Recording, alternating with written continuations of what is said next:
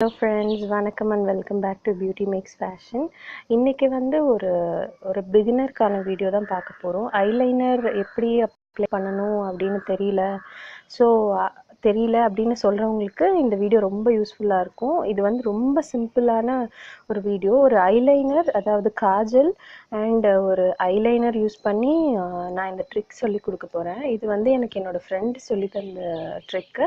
இது வந்து ரொம்ப ஈஸியாக இருக்கும். நீங்கள் இப்போ அந்த கர்வ்லாம் வரைய தெரியாது, எனக்கு கை ரொம்ப ஷேக் ஆகும், பிகினர்ஸ்க்குலாம் ஒன்றுமே ரொம்ப எனக்கு ஆனால் ஐலைனர் போடணும்னு ஆசையாக இருக்குது, பட் எதுவுமே எனக்கு வரமாட்டேங்குது கரெக்டாக அப்படின்னு சொல்கிறவங்களுக்கு வந்து இந்த வீடியோ ரொம்ப யூஸ்ஃபுல்லாக இருக்கும்.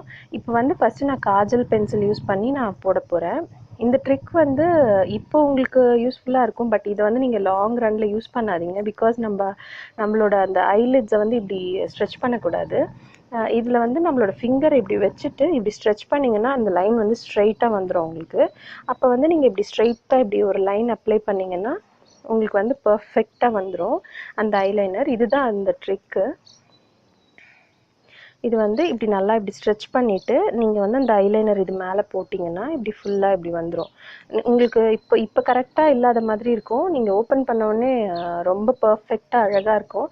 நான் வந்து இது மிரர் யூஸ் பண்ணி போடலை, ஸோ எனக்கு அது அந்தளவுக்கு கரெக்டாக வரல.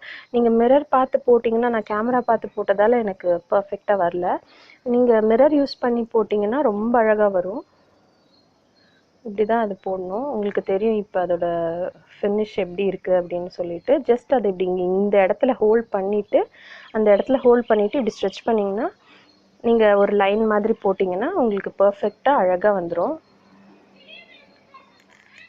இது வந்து இந்த ஹேக் வந்து நீங்கள் லாங் ரன்க்கு யூஸ் பண்ணாதீங்க. ஏன்னா நம்மளோட லெட்ஸை வந்து இப்படி ஸ்ட்ரெச் பண்ணக்கூடாது. நம்மளோட ஐலிட்ஸை வந்து ஸ்ட்ரெச் பண்ணுறது it is not recommended.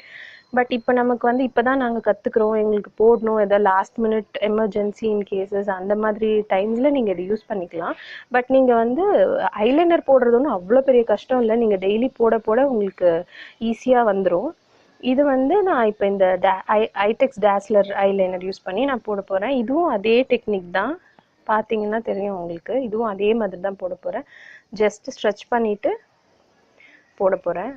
S, இந்த மாதிரி பண்ணிவிட்டு இதுவும் நான் சுத்தமாக மிரர் பார்க்காம போட்டது, அதனால எனக்கு அந்தளவுக்கு கரெக்டாக வரல. நீங்கள் ஜஸ்ட் கரெக்டாக ஹோல்ட் பண்ணிவிட்டு ஸ்ட்ரைட்டாக ஒரு லைன் போட்டிங்கன்னா அழகாக வந்துடும் உங்களுக்கு.